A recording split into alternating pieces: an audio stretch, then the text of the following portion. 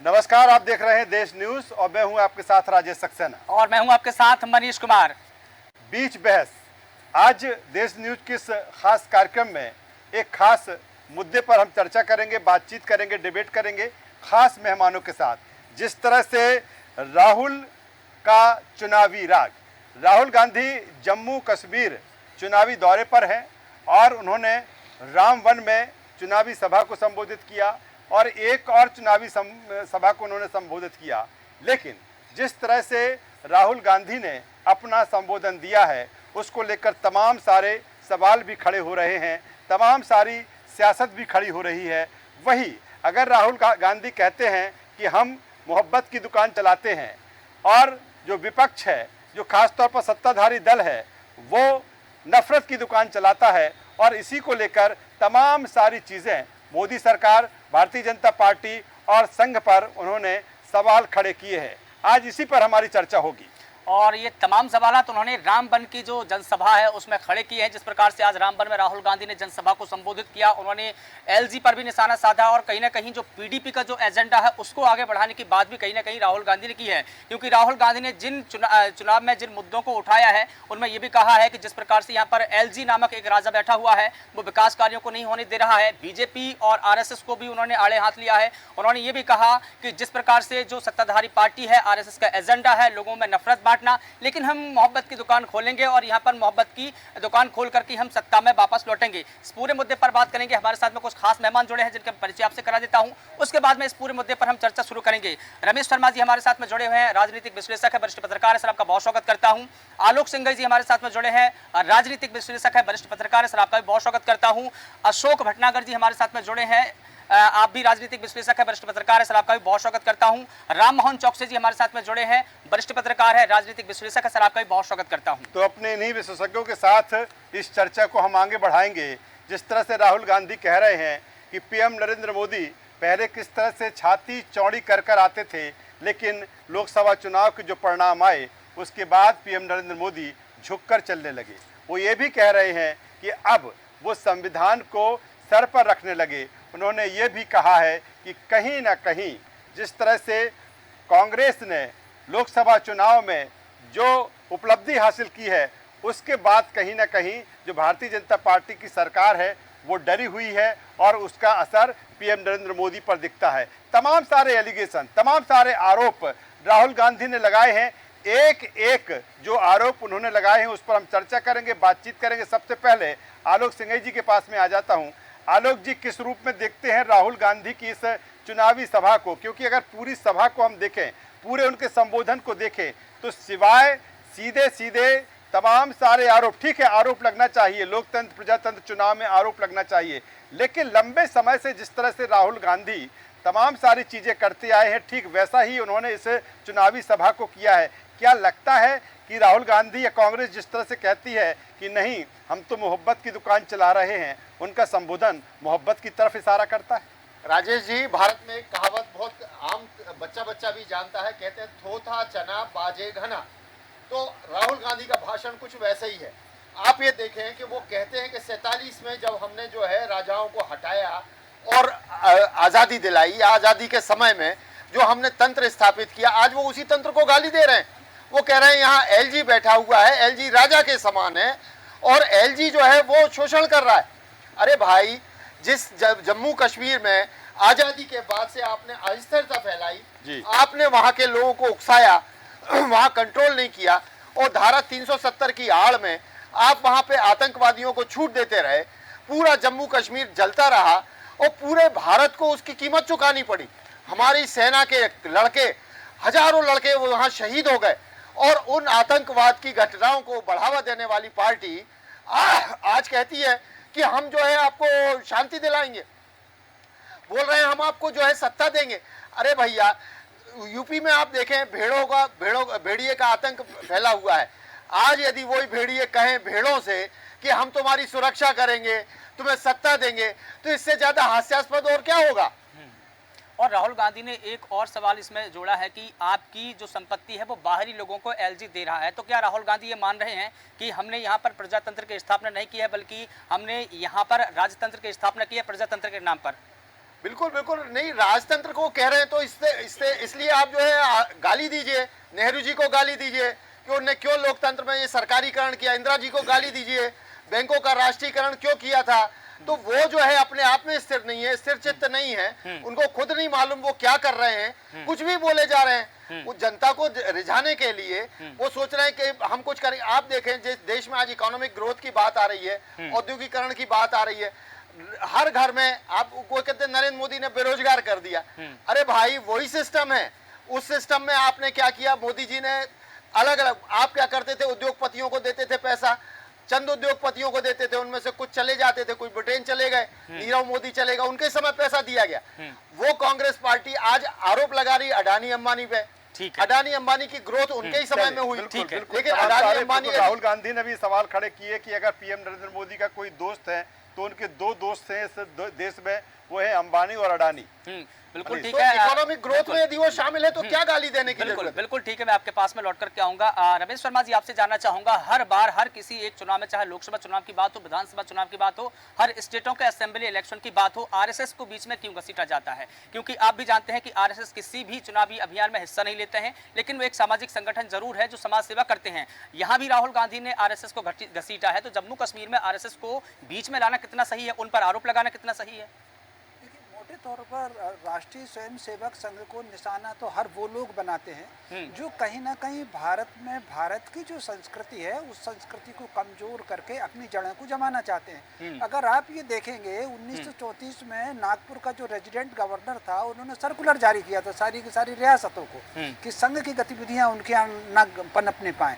1941-42 के आंदोलन में भी अगर आप देखेंगे तो संघ की भूमिका के बाद फिर अंग्रेज गवर्नर ने दूसरा पत्र जारी किया था। ये दोनों पत्र भोपाल भी आए थे और यहाँ संग्रहालय में अभिलेखागार में वो सारे के सारे मौजूद हैं।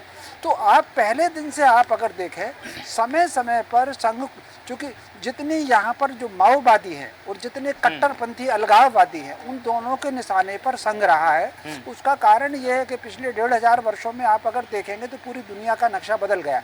यहाँ अगर संस्कृति है तो कुछ संगठनों के कारण, कुछ लोगों के द्वारा जागृति के कारण है, इसलिए संघ को सदैव निशाना बनाते हैं। आप अगर कुछ दिन पहले देखेंगे तो इलाहाबाद के एक मदरसे में एक किताब निकली है और उन्होंने पाकिस्तान के प्रति तो क्लीन चिट दी आतंकवाद को लेकर के और संघ को उसमें लगाया। तो मोटे तौर पर कांग्रेस को भी ये लगता है कि अगर संघ जितना ताकतवर होगा उतनी कहीं ना कहीं उनकी राजनीतिक उपलब्धि कमजोर होगी, क्योंकि एक मोटे तौर पर एक बुनियादी अंतर है। संघ की जो बात है वो राष्ट्र संस्कृति की है। कांग्रेस कहीं ना कहीं तुष्टीकरण की काम करता है, तो उस पर संघ उसका रमेश जी, एक बात और है कि जिस तरह से अगर जम्मू कश्मीर को देखें कि जिस तरह से ये स्थान सेंसिटिव रहा है, लगातार वहाँ पर आतंकवादी घटनाएं होती रही हैं, लगातार हिंदुओं को वहाँ पर टारगेट किया जाता रहा है, लगातार वहाँ पर कश्मीरी पंडितों को प्रताड़ित किया जाता रहा है।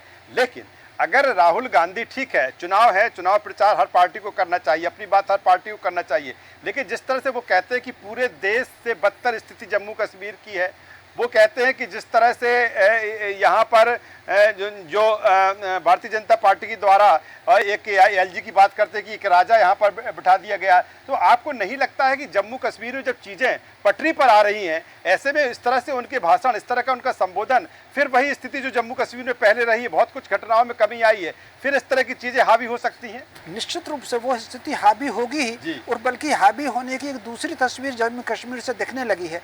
कल तक जो जमात इस्लामी कश्मीर में ये नारा लगाती थी कि चुनाव हराम है, अब जमात इस्लामी के 7 लोग अलग अलग बारामूला से और पुलवामा से 7 अलग विधानसभा क्षेत्रों में उनके सदस्य निर्दलीय चुनाव लड़ रहे हैं। और जिस तरीके से एक उनका राशिद जो था वो जीता है जेल में रहते हुए लोकसभा चुनाव में, उससे फारूक अब्दुल्ला चुनाव हारे हैं। ऐसी स्थिति में फिर इसके अलावा जो माजिद या मजीद जिसका नाम है, जो पूर्व प्रमुख रहा है जमात इस्लामी का कश्मीर में, उसने तो ये कहा है कि हम ये बड़ा आंदोलन करेंगे। ये ठीक वैसे ही है कि जैसा कि बांग्लादेश में छात्र आंदोलन नाम पर था लेकिन उसके पीछे जमात इस्लामी थी और इसलिए बांग्लादेश में नई सरकार ने जमात इस्लामी से प्रतिबंध भी हटाया, ठीक उसी प्रकार जमात इस्लामी के अगर 6-7 लोग चुनाव लड़ रहे हैं और नए सिरे से वो आंदोलन की घोषणा कर रहे हैं, तो मोटे तौर पर हमको मान करके चलना चाहिए। इसमें एक वो लड़की भी चुनाव लड़ रही है जिसको टेरर फंडिंग के मामले में उसका पिता जेल में गिरफ्तार है, तब हमको कश्मीर में एक नए प्रकार का खतरा। इसका कश्मीर के आतंकवादियों ने क्षेत्र बदला है, अब घाटी के बजाय वो जम्मू क्षेत्र में, इस क्षेत्र में भी हमला करने लगे हैं। ऐसी स्थिति में इस तरह के बयान, राजनीतिक बयान, केंद्र सरकार पर हमला करने वाला बयान कहीं ना कहीं परोक्ष रूप से मनोबल बढ़ाएंगे आतंकवादियों का। मैं समझता हूँ इस वक्त चुनाव में कहीं ना कहीं आतंकवाद पर कहीं सारे लोगों को राजनीतिक दलों से ऊपर उठ करके राष्ट्र की हिफाजत के लिए और कश्मीर की हिफाजत के लिए, क्योंकि कश्मीर में जितनी आतंकवाद की घटनाएं होंगी, मान करके चलिए उतना कश्मीर के ही लोगों को कष्ट होगा। तो मैं समझता हूँ चुनाव में उनको भी अपना भाषण का रुख थोड़ा बदलना चाहिए। बिल्कुल बिल्कुल, बेहतर बात रमेश जी कह रहे हैं। मैं अशोक भटनागर जी के पास में आ जाता हूँ। अशोक भटनागर जी, मैं उसी सवाल को आपके पास लेके आऊँगा कि जिस तरह से राहुल गांधी कह रहे हैं कि पूरे देश से ज़्यादा बदतर स्थिति जम्मू कश्मीर की है, मैं दोनों चीज़ों को समझना चाहूँगा कि क्या देश की स्थिति बदतर है, और वो फिर जम्मू कश्मीर को जोड़ देते हैं कि वो उससे भी बदतर है। मेरा एक और सवाल उसमें एड ऑन रहेगा कि क्या ये लगातार कोई ये पहला मौका नहीं है, इस तरह की चीज़ें लगातार राहुल गांधी लंबे समय से वही भाषण देख लीजिए, हमने लोकसभा चुनाव के दरमियान देखा, उसके बाद संसद के कार्यवाही के दौरान वो चीज़ें देखी, अब जम्मू कश्मीर में वही देख रहा है। तो ये क्या राहुल गांधी के स्वयं के ये बयान है या कहीं दूसरी जगह से ये स्क्रिप्ट तैयार की जा रही है? नहीं राजेश जी, राहुल गांधी कांग्रेस के स्टार प्रचारक हैं और विधानसभा के चुनाव हैं, विपक्ष के नेता भी हैं, तो वो अपनी पार्टी के लिए वोट मांगने गए। और अभी 6 महीने पहले अपन ने लोकसभा का चुनाव देखा है, 4-5 महीने हुए। तो हर व्यक्ति, जहाँ प्रधानमंत्री नरेंद्र मोदी के आप भाषणों को देख लो, वो ऐसी बातें करते हैं चुनाव प्रचार के दौरान जिससे सामने जो जनता बैठी है उसको ये लगे कि सबसे बड़े शुभचिंतक ये जो मंच से बोल रहे हैं यही है, और हमारा अगर हित कोई कर सकते हैं तो ये जो बोल रहा है यही कर सकता है। राहुल गांधी ने कोई गलत बात नहीं कही है। तो उसका अपना बदतर स्थिति है जम्मू कश्मीर की। देखिए, स्थिति बदतर थी जी, और स्थिति सुधर रही है। 14 के बाद सुधरे या 14 के पहले सुधरे, स्थिति थोड़ी थोड़ी सुधर रही है। जहाँ तक राजाओं वाली बात है, तो एलजी को कुछ समय से राजाओं वाले अधिकार दिए जा रहे हैं। दिल्ली प्रदेश को लेकर सुप्रीम कोर्ट ने आदेश दिया कि चुनी हुई सरकार जो है वो अधिकारियों के ट्रांसफर करेगी। भारत सरकार ने विधेयक लाया लोकसभा में और उस आदेश को बना के नया एक नियम बना दिया कि नहीं, एलजी करेगा। तो एलजी को राजाओं से ज्यादा अधिकार है। मैं आज से 35-40 साल पुरानी बात करूंगा, भोपाल में ही पैदा हुआ हूँ। राजभवन की दीवार देखी थी, पर इसके अंदर कौन रहता है ये नाम भी नहीं मालूम था, क्योंकि राजभवन की राज्यपाल की भूमिका बहुत सीमित रहती थी। और आजकल लेकिन अशोक जी ऐसी जगह पर जहां से हमारा दुश्मन देश लगता है, जहां से पाकिस्तान लगता है, वहां आप कह रहे हैं कि प्रधानमंत्री कंधे झुकाकर चलने लगा। आपको ये कहना वहां पर ठीक है? नहीं, देखिए वो जो है वो उनने आज तो भाषण में ऐसा नहीं कहा, उनने बात करी है कि हम जोड़ते हैं या वो तोड़ते हैं। ये आज ही कहा है कि कंधा झुकाकर चलने लगे, पहले छाती चौड़ी करके चलते थे, आज ही कहा है। वो उनका सेंस लोकसभा में जो बहुमत नहीं मिला उसको लेके है। नहीं तो और ये नहीं है, देखिए भारत बहुत मजबूत है कि आप प्रधानमंत्री को झुकाने की बात करेंगे। और एलजी की अगर आप बात कर रहे हैं तो ये राष्ट्रपति का अपना खुद का अधिकार है कि वो किसको कितना अधिकार दें और एलजी को कितना अधिकार देना, तो ये प्रेसिडेंट का अधिकार नहीं, ये राष्ट्रपति का अधिकार है। बिल्कुल अधिकार नहीं है। अपने यहाँ सब अधिकार किताब में लिखा है और संविधान के हिसाब से ही सुप्रीम कोर्ट ने जजमेंट दिया था दिल्ली सरकार को लेके। पर आपने जो नया नियम बना दिया सदन में लाके, तो एलजी को अधिकार मिल गए। तो एलजी की भूमिका आज के समय में राजा महाराजा से कम नहीं है। देवदत्त दुबे जी हमारे साथ में जुड़ गए हैं, वरिष्ठ पत्रकार, राजनीतिक विश्लेषक है सर, आपका भी बहुत स्वागत करते हैं। आपके पास में आए इससे पहले राममोहन चौकसी जी आपसे मैं टिप्पणी ले लेता हूँ। जिस प्रकार से राहुल गांधी के ये पूरी बयानबाजी हो रही है, जैसा कि राजेश सक्सेना जी भी इस बात को इंगित कर रहे हैं और रमेश शर्मा जी ने भी कहा कि देखिए ऐसा सेंसिटिव इलाका जहां लंबे समय तक आतंकवादी गतिविधियां हुई, घटनाएं हुई, गोलीबारी हुई, हमारे जवान शहीद हुए, वहां पर कम से कम मोहब्बत की बात तो करते, लेकिन वहां पर चुनावी एजेंडे भी बताते, विकास की बात करते और वहां ये बताते कि अगले 5 साल में अगर हम चुनाव जीतते हैं तो हम इन योजनाओं पर काम करेंगे, इन मुद्दों पर काम करेंगे। आप सिर्फ नफरत, हिंसा ये वो कर रहे हैं, कितना सही है? देखिए ऐसा है कि आज का जो राहुल गांधी का भाषण है, हाँ, उस भाषण में कोई भी आदमी मुझे नई चीज बता दे उसने नया क्या कह दिया। बिल्कुल बिल्कुल। उनको बात करनी थी जम्मू कश्मीर के विकास की, वही बिल्कुल जम्मू कश्मीर की तरक्की की बात करनी थी। हम्म। वो बात फिर वापस वही। भाई देखिए क्या है कि आप, मेरा तो खुला आरोप है कि आप विदेश में बैठे, अमेरिका में बैठे, मैं कई बार इसको रिपीट कर चुका हूँ, फिर रिपीट कर रहा हूँ, विदेश में बैठे जॉर्ज सोरोस के आप टूल किट हैं, आप उसके टूल किट है, उसके कहने पे उसको जो पैसा देता है, और खासतौर पर चुनाव के टाइम पे, पिछले लोकसभा चुनाव में भी आप विदेश गए थे, आपने जॉर्ज सोरोस से पैसे लिए और आपने फिर प्रधानमंत्री मोदी के खिलाफ आपने बयानबाजी की। आज आपने जम्मू कश्मीर में भाषण दे दिया, कौन सा नया भाषण दे दिया? आप कह रहे हैं नफरत की दुकान। अरे आप नफरत की दुकान खुद चला रहे हैं। आप ये देख लीजिए कोलकाता के मामले में ये क्या हुआ, वो क्या मोहब्बत थी जिसका आप एक शब्द नहीं बोल पाए? जो बदलापुर में जो हुआ उसमें आप एक शब्द नहीं बोल पाए।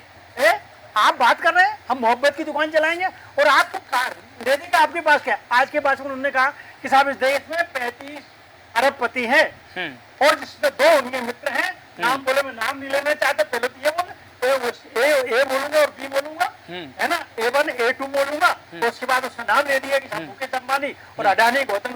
अरे भाई साहब, आप पहले किताब तो पढ़ लो, विपक्ष के आप फैसले तो देख लो कि अडानी को जब जब मिले हैं, यदि ठेके मिले हैं, राजस्थान में मिले तो अशोक गहलोत के टाइम पे मिले, यदि उसके पहले मिले तो आपकी कांग्रेस राज में मिले हैं। आप साथ झूठी बातें करते रहते हो। और लोग, आपने कहा बेरोजगारी, अरे भाई साहब, आज ही योगी जी ने उत्तर प्रदेश में 2 लाख लोगों को रोजगार के कागज बांटे हैं। आप न देखना चाहते, न पढ़ना चाहते, न समझना चाहते, केवल एक नैरेटिव है। बिल्कुल ठीक है राममान चौकसी जी। लेकिन और चौकसी देखिए, साहब, लेकिन चौकसी साहब, अगर राहुल गांधी की बात करें तो राहुल गांधी कोई इतने नादान तो है नहीं है कि वो इन चीजों को समझना नहीं चाहते, लेकिन फिर भी बार बार वो वही बातें कर रहे हैं। तो इससे नहीं लगता कि जो एक एजेंडा है वो बिल्कुल फिक्स एजेंडा है, वो एजेंडा सेट हो चुका है? उनको लगता है, कांग्रेस को लगता है, राहुल गांधी को लगता है कि नहीं, यही चीजें जो है वो इस देश में असर करेंगी।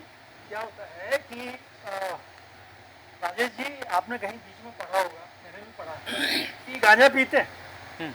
ये मेरा आरोप नहीं है, ये गांजा पीते हैं। हाँ। और जो लंबे समय तक गांजा पीता है वो विक्षिप्त हो जाता है, म्यूजिकल हो जाता है, उसको उनको समझ में नहीं आती। गांजे की धुन में क्या होता है, एक ही चीज को बार बार रिपीट किया जाता है। आप नई चीज, मैं तो आपसे वही कह रहा हूँ ना। अच्छा, दूसरा ये कि आपने फिर देशद्रोह का काम किया। आपने देशद्रोह का काम ये किया कि आपने नेशनल कॉन्फ्रेंस के साथ गठबंधन बना लिया। वो नेशनल कॉन्फ्रेंस जिसके फारूक अब्दुल्ला हमेशा कहते हैं पाकिस्तान से बात करना चाहिए। मैं कह रहा हूँ कि पाकिस्तान से क्यों बात करना चाहिए भाई? पाकिस्तान तुम्हारा दुश्मन है, घोषित दुश्मन है। और देखिए ना, प्रधानमंत्री नरेंद्र मोदी की आप बात करें, नरेंद्र मोदी तो अभी बीच में उनको बुलाया था एक कार्यक्रम में, एक उसको समारोह होने वाला था, नहीं गए नरेंद्र मोदी जी। ये होती है देशभक्ति। आप देशद्रोह का काम कर रहे हैं। आप कह रहे हैं मैं 300, यदि हम, आपने एक बात और कही, हम संपूर्ण राज्य का दर्जा दे देंगे। चलिए, वो तो केंद्र सरकार के एजेंडे में है, चुनाव के बाद होगा उसको, आप कह रहे हैं हम देंगे। चलिए, जिस तरह से चौकसी साहब कह रहे हैं, देवदत्त दुबे साहब हमारे साथ में हैं। देवदत्त जी, जिस तरह से चौकसी साहब ने कहा, और जो चीज़ें लंबे समय से दिख भी रही हैं कि आखिर वो कह रहे हैं कि आखिर नई बात क्या राहुल गांधी ने वहाँ पर कह दी, वही बातें जो लंबे समय से राहुल गांधी कहते आए, चाहे वो पीएम नरेंद्र मोदी को लेकर हो, चाहे भारतीय जनता पार्टी को लेकर हो, चाहे संघ को लेकर हो, वही चीज़ें वहाँ पर उन्होंने कही हैं। मैं आपसे समझना चाहता हूँ कि आखिर वही लिखी लिखाई, रटी रटाई स्क्रिप्ट का इस्तेमाल राहुल गांधी क्यों कर रहे हैं? क्या एक सेट एजेंडा है? उनको लगता है कि नहीं, यही एजेंडा है जो भारत में काम कर सकता है, और इस पर वो लोकसभा चुनाव के दरमियान रहे, और यही कारण है कि 50 के आसपास थे, वो 100 के आसपास पहुंच चुके हैं। यही चाहते हैं वो कि यही स्क्रिप्ट काम करेगी, इसलिए कुछ दूसरी चीजें बात नहीं कर रहा है उसको लेकर। देखिए, राजनीतिक दौर बदल गया है, राजनीतिक लोग बदल गए हैं। अब वो लोग नहीं रहे जो पढ़ने लिखने वाले या जो ज़मीन पे हकीकत देश की समझते थे और समस्याओं को जानते थे। जयप्रकाश नारायण राम लोहिया जी, ऐसे बहुत सारे देश के नेता हुए जो ज़मीन पे और एक कुर्ते और एक धोती में उन्होंने ज़िंदगी काटी, वो समझते थे और उस चीज़ पे बात करते थे। आज का जो राजनीतिक दौर है, इनको कोई ज़मीनी हकीकत पता नहीं रहती, केवल मोबाइल पे और सोशल मीडिया है, जो सलाहकारों ने बता दिया, तो जिस तरह से सनसनी फैलाना है, जिस तरह से हमें चर्चित करना और सामने वाले दल पे हमला करना है, ये नहीं सोचना कि इससे देश पे क्या असर होगा। आपने अभी लोकसभा चुनाव में देखा होगा कि अभी तक तो चुनाव होते थे तो लोग या तो भ्रष्ट कहते थे, बेईमान कहते, अकर्मण्य कहते या कुछ भी कहते थे, लेकिन इस बार जो चुनाव प्रचार का दौर था, एक कहता था कि यदि ये गठबंधन आ गया तो संविधान को खतरा है, फिर दूसरा कहता था ये गठबंधन आ गया तो देश को खतरा है। हाँ। तो आप सोचो कि आम जनता या युवा वर्ग क्या सोच रहा होगा देश के अंदर, और विदेश में क्या सोच रहे होंगे कि दो गठबंधन में से कोई एक सरकार में आना है और ऐसे दल चुनाव लड़ रहे हैं जो एक देश के संविधान को खतरा है, एक देश के लिए ही खतरा है। तो मैं समझता हूँ कि अपनी बढ़त बनाने, सामने वाले को हमला करने के लिए ये जो दौर चला है अब, उसमें देश पीछे छूट गया, व्यक्ति आगे हो गया, दल को आगे पूरे राज्य की भी बात कही। उन्होंने कहा कि अगर हम सरकार में आते हैं तो जम्मू कश्मीर को पूरे राज्य का दर्जा देंगे, लेकिन अगर केंद्र सरकार ने उसको यूटी बनाया है, यूनियन टेरिटरी, तो दिक्कत क्या है? अगर केंद्र सरकार खुद उसका विकास करना चाहती है तो राहुल गांधी को क्या दिक्कत है? देखिए, वो तो कोई भी फैसला कोई भी ले, वो तो एक दूसरे की काट उनको करना ही है। उसमें ये नहीं सोचना कि इसमें देश का क्या भला होगा या कश्मीर का क्या भला हो रहा है। कुछ भी यदि वो ये करते, वो पहले से कहते कि हम केंद्र शासित का दर्जा दे रहे, तो ये दूसरी बात करते। हाँ। वो तो एक राजनीतिक दलों की है कि आप जो कहोगे हाँ में हाँ थोड़ी मिलाएंगे।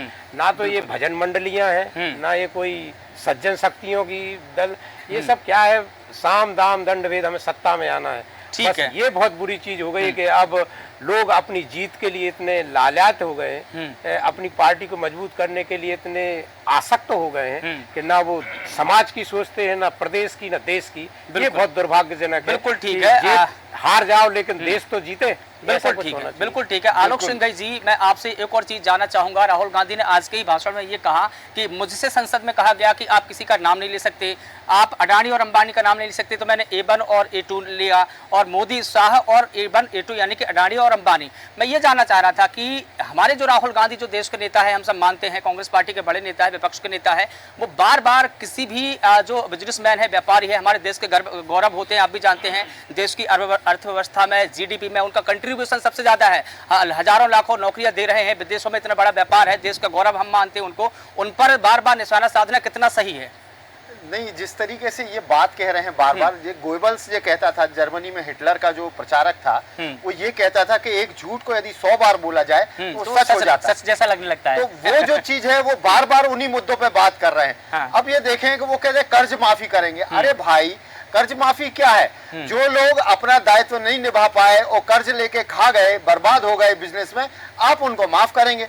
आप उनको नहीं बढ़ाएंगे जो एंटरप्रेन्योर है, जो देश के लिए उत्पादक काम कर रहे हैं, आप उनको प्रोटेक्शन नहीं देंगे। तो ये कांग्रेस की जो नीतियां हैं, उन्हीं नीतियों पे चल रहे हैं। बेशक इस पे चर्चा होनी चाहिए, पूरे देश में चर्चा होनी चाहिए कि आखिर आप किसको चुनेंगे। जो कांग्रेस पार्टी लगातार देश के मुद्दों का समाधान करने में असफल रही है, आप उन्हीं मुद्दों को दोहरा रहे हैं और उनके आधार पे कहते हैं हमें सत्ता दे दीजिए। कैसे संभव है? तो ये जो है बहुत देश के बीच में इसको सोचना चाहिए कि केवल ये बहसबाजी नहीं है। हाँ। इस बहसबाजी के भी वो, बल्कि कांग्रेस के अंदर से उठनी चाहिए ये बात। हाँ। कांग्रेस के अंदर से उठनी चाहिए, अपनी गलतियों पे चिंतन करना चाहिए कि हम कैसे देश के मुद्दों को समाधान करने में असफल रहे हैं और हम कैसे उनको समाधान कर सकते हैं। तो ये जो है, इसमें पार्टी के अंदर से, खासतौर से बाहर का आदमी तो नहीं समझा पा रहा। अब जैसे सैम पित्रोदा जी कह रहे हैं कि राहुल गांधी जो है अपने पिताजी से ज्यादा समझदार है। बोले वो जो है राहुल गांधी जो है टेक्निकल बात करते हैं। अरे भाई, आप झूठ बोलो, लगातार कुतर्क करो, बदतमीजी करो, और फिर आप जो कह रहे हैं राजीव गांधी से तुलना करने लगे। नहीं, मेरा मतलब ये था कि जैसा कि वो बता रहे हैं कि अडानी और अंबानी को सारी संपत्ति बेच दी है, इन लोगों को सारे जो है प्रोजेक्ट है आप दे रहे हैं। ठीक है, आप दूसरे राज्यों में सरकार है आपकी, तो क्या वहां से आप प्रोजेक्ट वापस ले सकते हैं? अगर नहीं भाई, आपको देना प्रोजेक्ट लेकर वापस बताइए, आपको देना पड़ेगा। और आप जितना रोजगार में कंट्रीब्यूशन कर रहे हैं या युवाओं को दे रहे हैं, उतने रोजगार आप देके बता दीजिए। क्या अडानी, ये कुल मिला के वो अगर फैक्ट की बात करें तो हम भी माने। बिल्कुल, आप बिल्कुल सही कह रहे हैं, सही मुद्दा उठा रहे हैं। ये देखें कि अडानी कौन है। अडानी इतना अच्छा एंटरप्रेन्योर है। आप ये देखें, ईरान में उसके तेल के पोर्ट है। पूरे देश में आज भारत के पास में जो तेल की आपूर्ति है, अडानी के पोर्ट के कारण हो रही है। ईरान भी तेल दे रहा है, रशिया भी दे रहा है, और भारत जो है सबसे बड़ा तेल का एक्सपोर्टर बन गया। पूरे यूरोपियन कंट्रीज को तेल बेच रहा है। तो रॉ मटेरियल लेना, अपनी रिफाइनरी से साफ करना और उसको बेचना, भारत की इकोनॉमी बढ़ाना, फिर भारत में साइलो गोदाम बनाना अनाज रखने के लिए, जो काम भारत सरकार के बस का नहीं है वो काम करना। तो जो इतने बड़े बड़े काम कर रहे हैं, क्या उनको प्रमोट नहीं किया जाएगा? क्या हम नीरव मोदी को प्रमोट करेंगे? क्या सट्टा बाजार के लोगों को प्रमोट करेंगे? तो एंटरप्रेन्योर्स को तो प्रमोट करना ही पड़ेगा, ना केवल अडानी अंबानी, ऐसे बहुत सारे। और मैंने इसीलिए कहा था कि जितने भी उद्योगपति हमारे देश के हैं वो देश का गौरव है, चाहे वो छोटा उद्योगपति हो चाहे बड़ा उद्योगपति हो। बिल्कुल बिल्कुल बिल्कुल। और ये कांग्रेस की फिलॉसफी सबसे पहले, इसीलिए हम कहते हैं बार बार चर्चा होनी चाहिए कि आप जो है गरीब की तुलना, गरीब की आराधना करते हो, गरीब के लिए कर रहे हैं, गरीब के लिए। अरे भैया, कर आप नहीं कर पा रहे हो, करेगा एंटरप्रेन्योर। आपको अमीरी की आराधना करना पड़ेगी, ये सीख लो आप। बिल्कुल। जब तक आप ये नहीं सीखोगे, भारत की गरीबी दूर नहीं हो पाएगी। इंदिरा गांधी ने कितने साल पहले कहा था गरीबी हटाओ अभियान चलाया था, लेकिन गरीबी दूर नहीं की जा सकी। आलोक जी, आता हूँ, मैं आपके पास में आता हूँ, फिर रमेश शर्मा जी के पास में आ जाता हूँ। रमेश शर्मा जी, लगातार हम बात कर रहे हैं राहुल गांधी के उस संबोधन का, उस चुनाव प्रचार के तरीके का। मैं आपसे जानना चाहूंगा कि वो तमाम सारी चीजें जिनका जिक्र लगातार हो रहा है, खास मेहमानों के साथ में, कितना सही, जो तमाम सारी चीजें, तमाम सारी बातें उन्होंने कही अपने संबोधन में, कितनी सही है? क्या ये जो उनका चुनाव प्रचार का तरीका है ये सही है? इसके साथ ही उन्होंने ये भी कहा, जब वो रैली के लिए, संबोधन के लिए जा रहे थे, तो सुरक्षा बलों ने जिस तरह से उनकी चेकिंग की, तो उस पर भी उनको आपत्ति रही। उन्होंने बीच संबोधन में ये कहा कि जब वो यहाँ पर आ रहे थे तो सुरक्षा बलों ने उनकी चेकिंग की है, तो क्या सुरक्षा बलों को उनकी जांच नहीं करना चाहिए थी? और जिस तरह की जो चीज़ें कह रहे हैं कि हालांकि अशोक भटनागर जी जिस तरह से कह रहे थे कि ठीक है, चुनाव के प्रचार का तरीका है, और बिल्कुल सही राहुल गांधी ने कहा, ठीक है, हर व्यक्ति को, हर राजनीतिक दल को अपने चुनाव प्रचार करने का पूरा अधिकार है, लेकिन इस तरह की चीज़ें लगातार करना कितनी सही है जिस तरह से जम्मू कश्मीर में की गई है? एक सुरक्षा जांच तो वो होती है जो व्यक्ति की सुरक्षा के लिए जांच की जाती है। तो स्वाभाविक रूप से कश्मीर में जो उनकी सुरक्षा जांच की गई है, जिस तरीके से कश्मीर में आतंकवाद अपने पैर जमा रहा है, कौन कहां पे क्या कर सकता है, तो वो जो जांच उनकी हुई है वो केवल सुरक्षा की दृष्टि से हुई है। क्योंकि इतना चल करके आए हैं, कहीं किसी ने कुछ ऐसा घटनाक्रम तो ना घट जाए, ये उसकी दृष्टि से हुई है। मोटे तौर पर अगर आप देखेंगे, जितने भी विशिष्ट व्यक्ति रहे हैं, वो इंदिरा जी रही हों, राजीव गांधी रही हों, या वो पंजाब के मुख्यमंत्री रहे हों, ये जो घटनाएं जितनी भी हुई हैं वो कहीं ना कहीं सुरक्षा के भीतर घुसपैठ के कारण हुई हैं। तो वो उस दृष्टि से वो उनकी जांच की गई है। मैं समझता हूँ इसकी जांच का तो उनको आपत्ति नहीं करना चाहिए। और दूसरी जो एक सबसे बड़ी बात है, उनके द्वारा उठाए जाने वाले मुद्दे, स्वाभाविक रूप से ये कहीं ना कहीं इस समय उनके ऊपर माओवादी और वामपंथी, इसका प्रभाव मुझे बहुत ज़्यादा लग रहा है। क्योंकि अगर आप देखेंगे, पूंजीपतियों को टारगेट कौन करता है? मेरी दृष्टि में, पता नहीं मैं कैसे सोचता हूँ कि गलत सोचता हूँ, अडानी और अंबानी के जो बचपन के या उनके पूर्वजों के जो पाठ्यक्रम है वो बच्चों को पढ़ाना चाहिए। आज से 60-65 वर्ष पहले जो सीनियर अंबानी थे, उन्होंने ज़िंदगी कहाँ से शुरू की थी? एक पेट्रोल फिलर के रूप में 12 साल 13 साल की उम्र में एक पेट्रोल भरने नौकरी से शुरू की थी। और अपने जीवन में अगर वो इतने बड़े बने हैं, तो कहीं ना कहीं जो व्यक्ति शून्य से शुरू होकर के सृष्टि की रचना करता है, बिंदु से आरंभ होकर के विराट बनता है, वो कहीं ना कहीं एक पर्सनालिटी डेवलपमेंट के लिए आदर्श होता है। यही स्थिति अडानी की है और यही स्थिति बिरला की है, यही स्थिति जेके की है। आप अगर देखेंगे 47 के पहले जो उद्योगपति बड़े हैं, उसमें ये हमारे उद्योगपति जिनको आज हम बहुत नाम आलोचना की दृष्टि से करते हैं, ये सब सेकंड लाइनर थे। फर्स्ट लाइनर वही लोग थे जो पश्चिम के उद्योगपति हुआ करते थे। आगे चल करके कैसे इन्होंने उनको रिप्लेस किया? साइकिल बनाने वाला कौन सा बड़ा उद्योगपति था? एल्पिन बनाने वाला बड़ा उद्योगपति था। अगर हमारे यहाँ के उद्योगपतियों ने उनको किनारे करके अपना ब्रांड स्थापित किया है, मारुति जब खड़ी हुई थी, आप देख लीजिए उसमें कौन आदमी था, धीरे से फिर जब उसको किनारे किया और अब वो ब्रांड हमारा बना। तो मैं समझता हूँ जो लोग आदर्श होना चाहिए उनकी बनाना चाहिए। जो विषम परिस्थिति में जो बच्चा पढ़ता है और उसके बाद टॉपर बनता है, वो आदर्श होता है। ठीक उसी प्रकार विषम परिस्थिति में जिंदगी शुरू करने वाला व्यक्ति बड़ा उद्योगपति बनता है, तो वो आदर्श होता है। तो मैं समझता हूँ उनके सारे के सारे मुद्दे, आप मुझे बताइए 370 अगर आप बहाल करेंगे तो उससे कश्मीर में अलगाववाद बढ़ेगा कि राष्ट्रवाद बढ़ेगा? तो स्वाभाविक रूप से ये जो इन सारी चीजों पर, अब एलजी की उन्होंने बातचीत की, यहाँ दो चीजें हो सकती हैं। हमारे यहाँ संविधान में विधायिका का दायित्व अलग है, कार्यपालिका का दायित्व अलग है और न्यायपालिका का दायित्व अलग है। न्यायपालिका को उन चीजों को सुनने का अधिकार है कि नियम का पालन चल रहा है कि नहीं चल रहा है। प्रशासन चलाना कार्यपालिका का अधिकार है। वो क्या नियम बना रहे हैं, कौन से नियम विड्रॉ कर रहे हैं, ये कार्यपालिका का अधिकार है। इसमें कोई तीसरा आदमी हस्तक्षेप नहीं कर सकता। बिल्कुल। और एक और चीज मैं आपसे जानना चाहूंगा, बार बार वो एलजी का जिक्र कर रहे हैं, अगर आपको लगता है कि ये पद असंवैधानिक है तो आपने 70 सालों में हटाया क्यों नहीं? आपको लगता है कि ये सरकार की राह में रोड़ा है तो आपको पहले ही हटा देना चाहिए था, अब कोसने से क्या मतलब? रमेश शर्मा जी। हाँ, तो स्वाभाविक रूप से मेरी दृष्टि में एलजी को आखिर अधिकार कौन ने दिए? हाँ। मोदी जी से पहले जहाँ कहीं भी राष्ट्रपति शासन होता है वहाँ राज्यपाल को, और जहाँ कहीं केंद्र शासित प्रदेश है वहाँ एलजी को।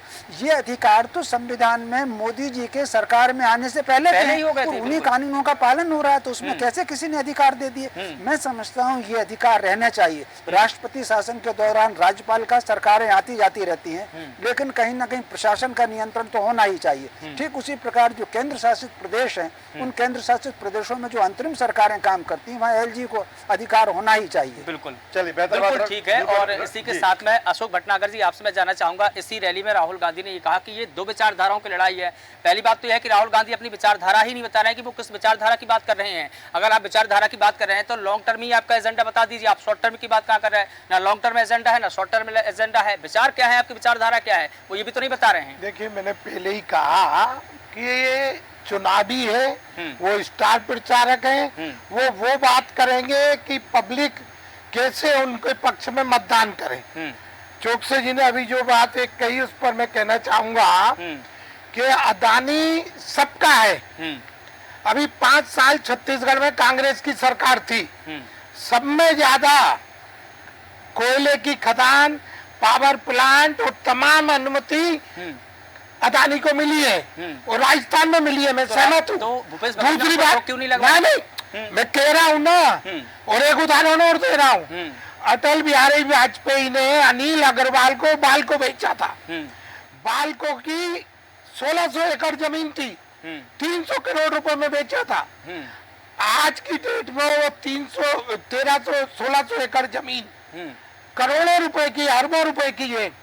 और बाद में 10 साल कांग्रेस की सरकार रही और अनिल अंबानी बड़ा अच्छे से चला। तो ये आज नहीं, अशोक भटनागर साहब, आप कह रहे हैं कि वो स्टार प्रचारक है, कांग्रेस के स्टार प्रचारक है, तो जिस तरह की वो बातें कर रहे हैं वो एक स्टार प्रचारक के तौर पर आपको लगती हैं? अरे भाई, इसमें डेवलपमेंट की बात हो रही है, इसमें विकास की बात हो रही है, जनता की भलाई की बात हो रही है। ये अभी आपने कहा ये कोई मजीरा भजन गाने नहीं आए, ये चुनाव जीतने आए और एक मुद्दे पे वो चुनाव जीत चुके हैं। तो वो वही बात करेंगे। ठीक है। जैसे हमारे सत्ता पक्ष के लोग मंगलसूत्र चोरी हो जाएगा, आबादी बढ़ रही है, देश पे संकट आ जाएगा, तो वही बात वो करते हैं, वो डराते हैं, उनका तरीका अलग है। तो जनसंख्या वृद्धि नहीं है, क्या आपको नहीं लगता जनसंख्या वृद्धि हो रही है, उस पर कानून बनना चाहिए? अरे भाई, बनाओ ना कानून, कौन मना कर रहा है? 10 साल से तो वो सरकार है। मैं राम मोहन चौकसे साहब के पास में आ जाता हूँ। राम मोहन चौकसे साहब, ठीक है, जिस तरह से अशोक भटनागर जी कह रहे हैं, मैं उसी राहुल गांधी की ही बात कर लेता हूँ। राहुल गांधी ने जो कुछ कहा, एक, क्योंकि अगर आप चुनाव में जा रहे हैं तो आपको जनता को आपको विजन बताना पड़ेगा, किस तरह से आप डेवलपमेंट करेंगे, विकास करेंगे, किस तरह से जम्मू कश्मीर को और आगे ले जाएंगे। तमाम सारी चीज़ें हमने देखी जम्मू कश्मीर में, किस तरह से आतंकी वारदातें होती रही, आतंकी घटनाएं होती रही, हिंदुओं को टारगेट किया जाता रहा, कश्मीरी पंडितों को टारगेट किया जाता रहा। बीच में जिस तरह से लगा कि कहीं ना कहीं जो चीज़ें हैं वो बेहतर हो रही हैं, लेकिन जैसे ही एनडीए तीसरी बार सरकार में आए, कुछ वारदातें फिर बढ़ी। अब मेरा सीधा सवाल इस बात को लेकर है कि राहुल गांधी जो कुछ कह रहे हैं उससे आपको लगता है कि जम्मू कश्मीर का, उनकी बातों का, जो जिस तरह से वो एड्रेस कर रहे हैं कि इससे जम्मू कश्मीर का भला होगा, अगर वाकई फारूक अब्दुल्ला और कांग्रेस मिलकर वहाँ पर सरकार बनाते हैं, उनकी चीज़ें उस दिशा में आगे दिख रही हैं आपको कि नहीं? इसी जो चीज़ें वो कह रहे हैं उससे जनता की भलाई होगी, जम्मू कश्मीर की डेवलपमेंट होगा, आतंकवादी घटनाएं वहाँ पर रुकेंगी। देखिए राजेश जी, आपके पूरे भाषण में ये आप देख लीजिए, आप दोबारा देख लीजिए, या जिसने भी, मैंने भी देखा है, मैंने भी सुना, उन्होंने जम्मू कश्मीर में लेकर कौन सी बात की? देखिए, उनके भाषण वैसी है जैसे उन्होंने नगर निगम के चुनाव में बात कर लो, विधानसभा के चुनाव में बात कर लो, लोकसभा के चुनाव में बात कर लो, उनके भाषण उसी तरह के चल रहे हैं। जम्मू कश्मीर के लेकर उन्होंने कोई योजना नहीं बताई कि हम जीतने पर ये करेंगे, बल्कि उल्टी बात कर रहे हैं, हम पाकिस्तान से बात करेंगे, हम 370 एक फिर से बहाल कर देंगे, को बहाल कर देंगे। आप क्या बात कर रहे हैं? दूसरा ये है कि आप फिर से झूठ बोल गए।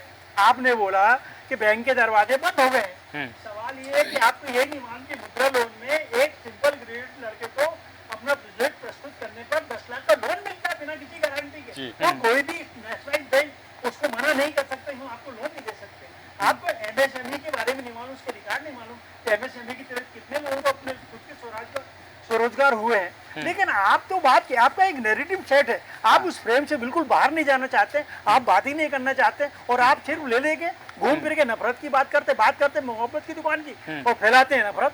तो हमारा तो स्पष्ट आरोप है कि आप नफरत की बात कर रहे हैं आप। और दूसरा ये है कि आज उन्होंने एक बात और कही थी, उन्हें जम्मू कश्मीर इतना अच्छा लग रहा है कि उन्होंने कहा कि बकार नाम के किसी आदमी को कि देखिए भाई साहब, मैं 2-3 घंटे के लिए नहीं आना चाहता, अब मैं 3-4 दिन आना चाहता हूँ यहाँ, मुझे बहुत अच्छा लग रहा है। तो मुझे तो ये जान के ताज्जुब हो रहा है कि जम्मू कश्मीर इसी देश का है। आपने कभी जम्मू कश्मीर को कभी ऐसे घूम जाते, बिना चुनाव के घूम जाते, 2 दिन 6 दिन रहते, आपको क्या चौकसे साहब राहुल गांधी को चौकसे जी, ये बात अगर आप दूसरी पार्टी की तरफ भी देखें तो इलाहाबाद को, बनारस को ले लो, माँ गंगा ने बुलाया है, पटना में ले लो, मतलब ये राजनीतिक लोग हैं, ये वोट मांगने के लिए राजनीतिक करते हैं। नहीं, अगर उन्होंने कहा है माँ गंगा ने बुलाया है, तो उन्होंने ये तो नहीं कहा है कि राहुल गांधी के कंधे झुक गए हैं, उन्होंने ये तो नहीं कहा है ना।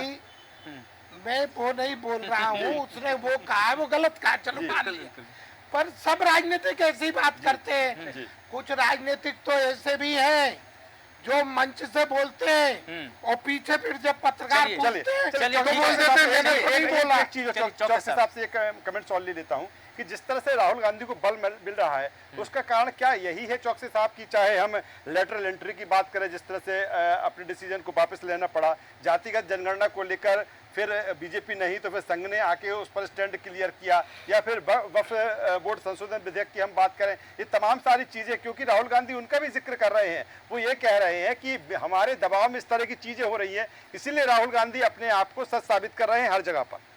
देखिए राजेश जी, हमारे यहाँ भारत में एक बहुत अच्छी कहावत है कि सावन के अंधे को हरा ही हरा दिखता है, ठीक है ना। तो राहुल गांधी के साथ भी कुछ इसी टाइप की बात हो रही है, उनको वो आत्ममुग्ध हो गए हैं, उनको घमंड हो गया इस बात का कि मैं जो बात कर रहा हूँ उसको उनको मानने पे। उन्होंने कहा कि साहब मैंने लेटरल एंट्री की बात करी, विरोध किया, वो उनको वापस लेना पड़ा। मैंने ये बात करी कि साहब वो आपके रोजगार की बात करने के बाद उन्हें ऐसी बहुत सारी चीजें गिनाई, उनको आत्ममुग्ध हो गए हैं, उनको इस बात का अभिमान हो गया है। हाँ, उनने ये कहा कि भारत की जनता बहुत समझदार है, वो अच्छों का अहंकार तोड़ देती है, और अगर राहुल गांधी बहुत ज्यादा अहंकार कर रहे हैं तो इनका भी टूटेगा। चलिए ठीक है राजेश जी, उन्हें ये कहा कि मैंने जाति जनगणना की बात करी तो आरएसएस को मानना पड़ा, मतलब उनको ये अभिमान हो गया है कि मैं जो कह रहा हूँ वो उसको बात को उनको मानना पड़ेगा। इसी बात को लेकर अगर मोदी सरकार ने अगर अपना स्टैंड क्लियर किया है तो ये संसदीय परंपरा है, उसका हम सभी को सम्मान करना चाहिए, विपक्ष के नेताओं को भी, सत्ता पक्ष की। वक्फ बोर्ड की अगर बात कर ली जाए, ज्वाइंट पार्लियामेंट कमेटी के पास में अगर वो बिल भेज दिया तो ये संसदीय परंपरा है, इस पे तो खुश होना चाहिए और सम्मान करना चाहिए। बिल्कुल ठीक है। देवदत्त दुबे जी, मैं आपसे बिल्कुल देवदत्त दुबे जी मैं आपसे ये जानना चाहूंगा, जैसे कि नेशनल कॉन्फ्रेंस और कांग्रेस का वहां पर गठबंधन हुआ है, अब नेशनल कॉन्फ्रेंस ने जो अपना एजेंडा जारी किया है या घोषणा पत्र जारी किया है, उन्होंने तो सीधा सीधा कहा है कि हम तो धारा 370 की बहाली करेंगे, 35A की बहाली करेंगे और जो पूर्ण राज्य का दर्जा है हम वो करेंगे। अगर वो वाकई आ जाते हैं तो क्या कांग्रेस उनका ये साथ देगी? और कांग्रेस ये चाहती है कि धारा 370 वापस हो और फिर से वही परिस्थिति आए? देवदत्त दुबे जी, मैं आपके पास में आऊंगा। देवदत्त दुबे जी, आपसे टिप्पणी चाहूंगा। देखिए, अब तो सांप नेवला की दोस्ती भी शर्मा जाए, जिस तरह के गठबंधन, बेमेल गठबंधन हम देश में देख रहे हैं, तो उनको भी शर्म आ जाए कि हमारी कैसे दोस्ती होगी, एक साथ नहीं रहते, एक दूसरे के दुश्मन होते हैं। उसी जम्मू कश्मीर में पीडीएफ के साथ भाजपा ने सरकार बनाई, महाराष्ट्र में आप देखो शिवसेना कांग्रेस कितने विरोधी, मतलब सांपनाथ और नागनाथ सब एक हो गए। अभी आप पार्टी और कांग्रेस, आप पार्टी और कांग्रेस हरियाणा में गठबंधन कर रही है, तो अब ये कहाँ आप इनसे अपेक्षा कर रहे हो इन लोगों से? मैंने पहले ही कहा है कि इनका ध्येय है कि हमें सत्ता में आना है। कैसे आना है? कल जिसको गालियां देते हैं आज दल में आ जाता, वो गले हो जाता। कल जो भ्रष्टाचारी था आज दल में आ जाए, वो ईमानदार हो जाता। तो इनके कोई चरित्र नहीं बचे, इनको केवल और केवल सत्ता में आना है और एक दूसरे को कितना हम नीचा दिखा सकते हैं ये भूल जाते कि एक दूसरे के ऊपर कीचड़ उछालते उछालते दोनों इतने गंदे दिखने लगते हैं कि आम मतदाता सोचता है कि यार दो में से किसको चुने, हम क्या करें क्या ना करें। तो ये इनको अपनी साख बचाना चाहिए, कुछ ऐसी बातें करना चाहिए जो समाज और देश के लिए हितकर हों। केवल इसीलिए कि हम राजनीति में आए हैं, हमें केवल जीत हासिल करना है, सत्ता प्राप्त करना है, समाज का क्या होगा, देश का क्या होगा, ये चिंता बची नहीं है। मैं वही जानना चाह रहा था कि कांग्रेस पार्टी ने स्टैंड क्लियर नहीं किया है। हालांकि जो नेशनल कॉन्फ्रेंस है, अपना घोषणा पत्र जब जारी किया तो उन्होंने सारी बातें कह दी। क्या दबी जुबान से कांग्रेस उससे सहमत है? मैं ये जानना चाह रहा था। यदि कांग्रेस गठबंधन कर रही है उनके साथ तो सहमत है, क्योंकि गठबंधन तभी होता है जब आप सहमति बने, अन्यथा आप रास्ता आप नहीं जाओ, हम अपनी रास्ता हम जा रहे हैं। जब तय हो जाता है लक्ष्य के, हम आलोक सिंह साहब से भी एक मैं जवाब चाहूंगा। आलोक सिंह साहब, जिस तरह से अशोक भटनागर जी कह रहे हैं कि पहले जिस तरह से चाहे वो पीएम नरेंद्र मोदी करते रहे हों या फिर भारतीय जनता पार्टी करते रहे हो, उस कार की परिणति है जिस तरह से राहुल गांधी कर रहे हैं।